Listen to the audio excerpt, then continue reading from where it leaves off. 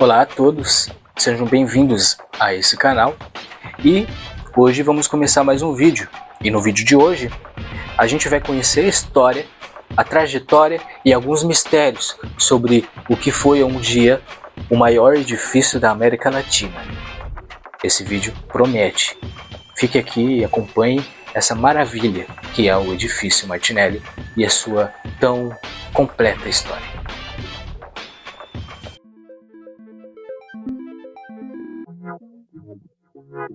Do alto de um arranha-céu, não dá para ver o mundo todo, mas dá para ver uma pequena porção do mundo de cada pessoa que ali rodeia.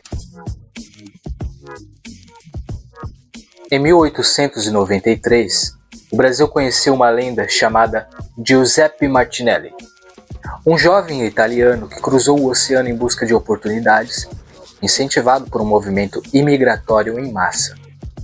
Naquela época, a Itália passava por maus bocados, mas pasmem, o Brasil estava decolando e precisando de mão de obra. Faziam-se propagandas na Europa convidando imigrantes em busca de mais trabalhadores nas lavouras de café e nos centros urbanos que só cresciam. Foi nesse cenário que Giuseppe Martinelli viu no Brasil uma oportunidade de mudar de vida. Com apenas 19 anos, vindo de uma família de construtores, incluindo seu irmão mais novo, Martinelli desembarcou no Porto de Santos, com seu irmão mais velho. Mas apesar de ter habilidades em construção, teve que iniciar sua jornada no Brasil em outras áreas, onde foi açougueiro, carpinteiro, comerciante e até mascate. Depois de alguns anos, quando tinha por volta de 30 anos, Martinelli foi convidado para trabalhar em uma empresa de navios, como despachante. Mas o seu trabalho duro não foi em vão. Com o tempo e seu esforço, ele conquistou 22 navios e várias casas bancárias. Parece até surreal pensar que isso foi no Brasil, né? Apesar do seu sucesso em outras áreas, o que ele sempre sonhou foi em fazer um arranha-céu.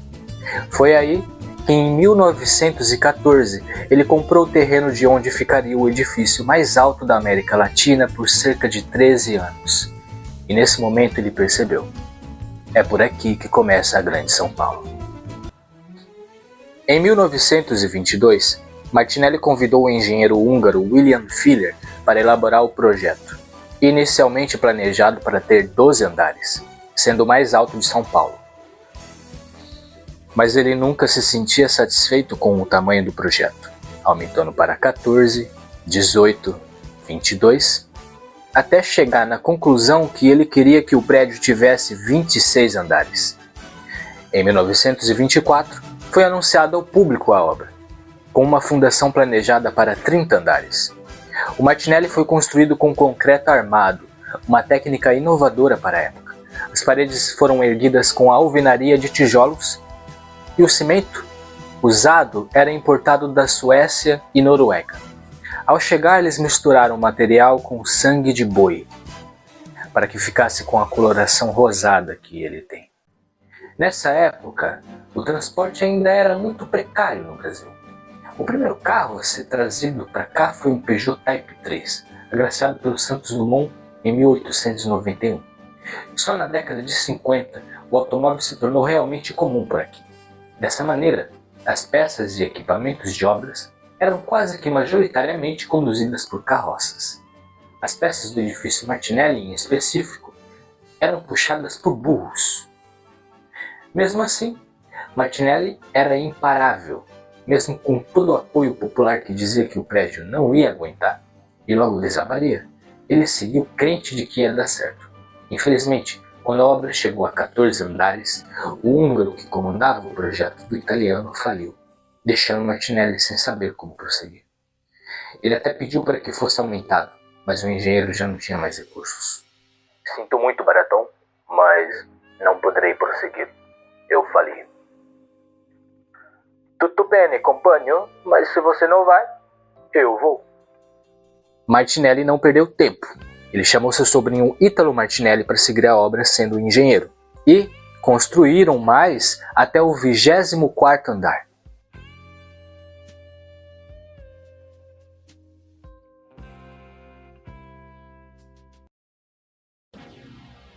A obra foi parada várias vezes, Martinelli era bem competitivo e certa vez resolveu parar o prédio por causa de outros 2 edifícios que estavam sendo construídos.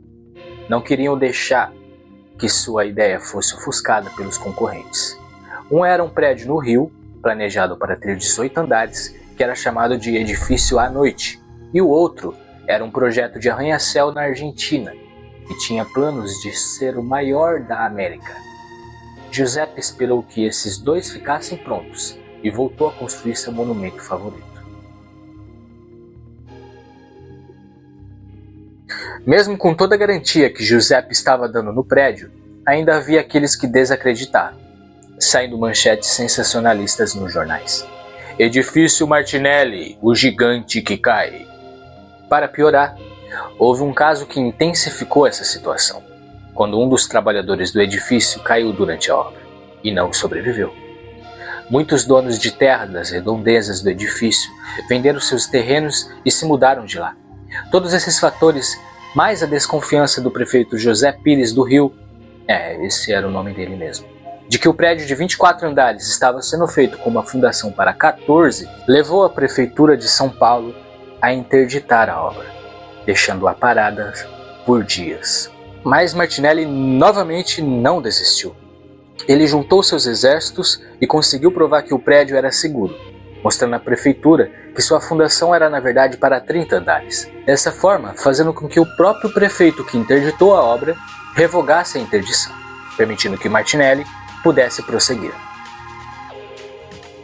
Mas isso ainda não fez parar as difamações e balbúrdias sobre a construção.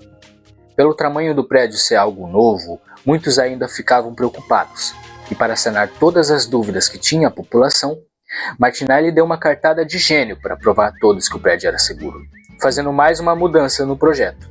Quando já estava com 25 andares, ele acrescentou no topo do prédio uma mansão de 4 andares, que seria sua casa.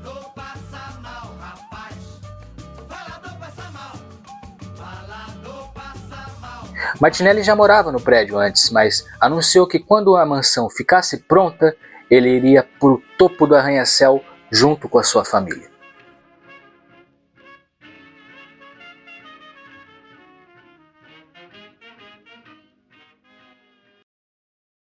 Em 1929, o edifício Martinelli ficou 90% pronto e já foi inaugurado. Foi um ano em que o mundo se via em um caos, pois aconteceu a famosa quebra da Bolsa de Valores de Nova York. Essa crise mergulhou o planeta em uma recessão sem precedentes. O desemprego explodiu, empresas faliram, fortunas evaporaram e afetou um pouco o bolso do Martinelli. Mesmo assim, ele não recuou. Na verdade, ele dobrou a aposta. Era como se o edifício desafiasse a obra. Enquanto o mundo caía, ele continuava a crescer. A queda da bolsa fez um estrago mundial. O Brasil começou a sentir as consequências na exportação do café. Aos poucos as coisas foram mudando. O dólar valorizou de maneira abrupta e Martinelli perdeu apoio financeiro e começou a se desfazer aos poucos. Terminou oficialmente de erguer o prédio em 1934, quando finalizou o 26º andar e sua mansão. Mas nem todo arranha-céu resiste à força invisível da economia. Após o crash de 1929, o impacto chegou ao Brasil e logo bateu à porta de Giuseppe. O império que ele havia construído com as próprias mãos começou a ruir pelas bordas. Mesmo com o edifício de pé, Martinelli começou a perder o controle sobre ele. A cidade crescia, mas ele encolhia nos bastidores.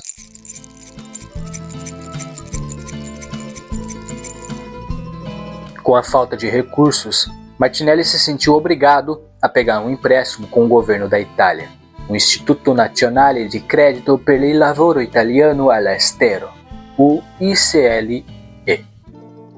E após seu término em 1934, ele não pôde quitar suas dívidas com o Instituto e teve de entregar o edifício ao governo italiano.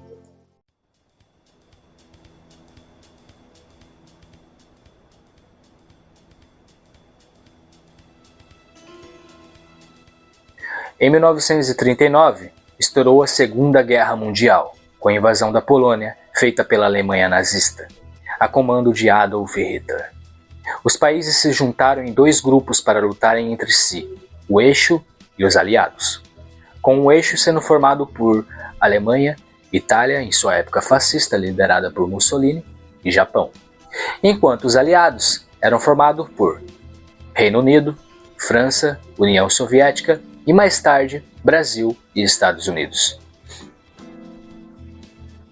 A princípio, o Brasil era um país neutro, não se manifestando a favor de nenhum dos dois lados. O presidente Getúlio Vargas mantinha relações diplomáticas com todos os países. Apesar disso, ele apresentava ideias favoráveis às de Mussolini e Hitler, até o momento em que a Itália começasse a atacar os navios brasileiros, o que gerou uma necessidade do Brasil de se posicionar. Foi aí que a Itália passou a ser considerada inimiga. E em 1943, como maneira estratégica de prejudicar a Itália, o governo brasileiro confiscou todos os bens de países inimigos em território nacional. Nisso, o edifício Martinelli. Se somos inimigos, seus bens ficam comigo. No ano seguinte do confisco do prédio, o edifício Martinelli foi leiloado e passou a ter mais de 100 donos, menos Martinelli, que tentou recuperar, mas teve seus lances ofuscados por Milton Ferreira de Carvalho e Herbert Levy, os quais venceram o leilão, transformando a partir dali o edifício em um condomínio e mudando seu nome para Edifício América.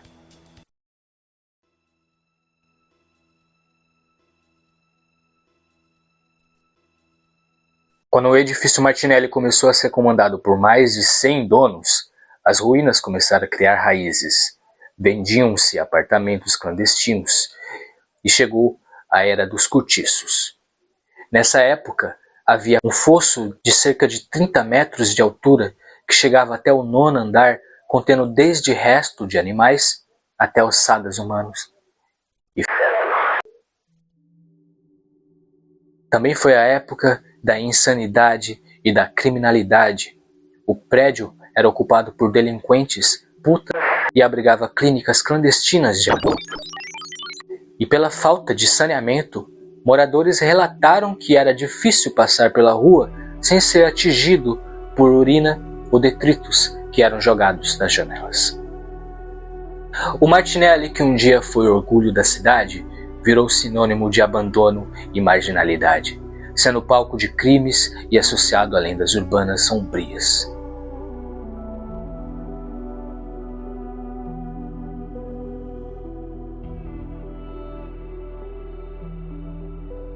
Um dos prédios que rivalizou com o edifício Martinelli foi o edifício à noite, do Rio de Janeiro. Durante a construção do Martinelli, o edifício era considerado o maior da América Latina, mas por ter sido inaugurado antes do Martinelli, acabou ficando para trás, depois que o Martinelli cresceu ainda mais.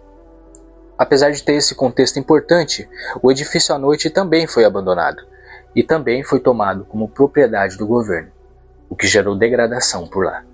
Pouco tempo depois, em 1947, no edifício Martinelli, um evento brutal iria dar início à imagem de maligno ao prédio, quando um assassino que promovia festas no local, o vulgo Meia-Noite, jogou um menino de 14 anos no fosso do prédio. Apesar do delegado ter dado o caso como um acidente, a autópsia mostrou 4 dias antes que esse menino havia sido violado. Todo mundo sabia que ele foi vítima do Meia-Noite durante umas de suas. Apesar de não ter nada que linke o Meia-Noite com o edifício à noite, a semelhança dos nomes e o fato do caso ter acontecido quase que em paralelo com a degradação do edifício carioca, levanta suspeitas de uma possível retratação histórica pelo fato do prédio de RJ ter sido superado pelo Martinelli.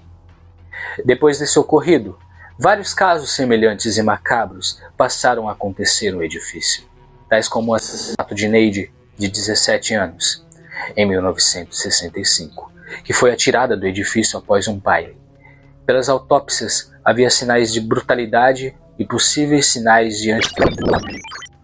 Neide trabalhava na chapelaria da boate Oasis, tinha 17 passagens pela polícia e era viciada em jogos.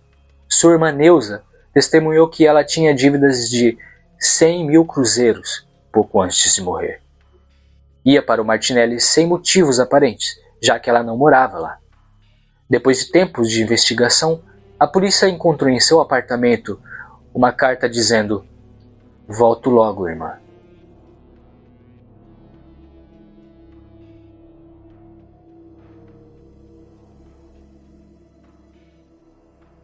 Se quiserem, eu faço um vídeo só sobre os casos de crime do edifício. Mas agora, eu tenho que avisar que o vídeo vai ficar um pouco sombrio.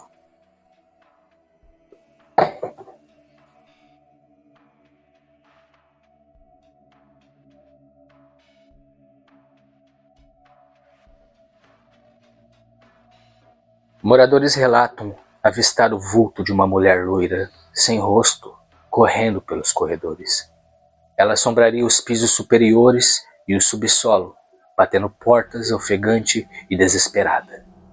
Alguns dizem que é o espírito de Neide, outros acreditam que seja apenas uma lenda urbana. Mas e se não for? Outros relatam ouvir rangidos e batidas vinda de armários e portas ao final do expediente. Esses sons aterrorizam os trabalhadores noturnos, que acreditam se tratar do espírito de uma mulher que cometeu suicídio ali na década de 30, e que desde então volta ao prédio para assombrá-lo. Na calada da noite, quando quase ninguém está olhando, há apenas funcionários no prédio, divididos cada um em seus setores. Os corredores não ficam quietos, e ouve-se sussurros, seguido por luzes que piscam, e elevadores que se movem sozinhos, vazios.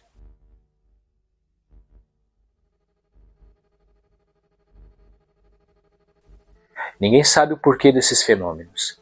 Tudo o que há são teorias e lendas que tentam explicar o ar sombrio do prédio.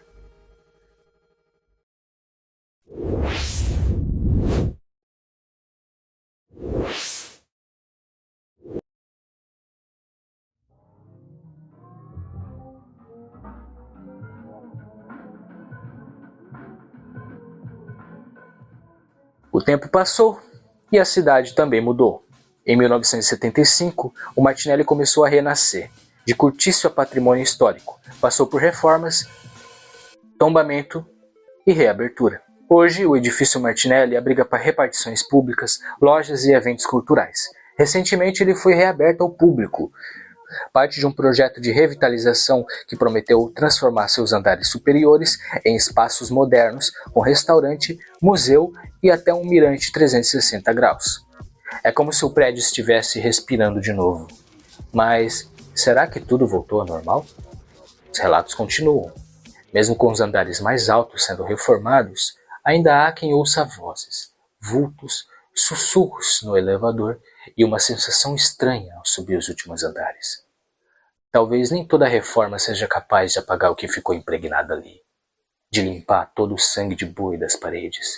Agora me diz você teria coragem de passar a noite no Martinelli? Deixa aqui nos comentários qual das histórias mais te fascinou. E se quiser uma parte 2 com mais crimes, mistérios e lendas urbanas, já comenta. Quero mais um andar, Martinelli. E lembra, quando a capital dorme, o gigante do alto observa.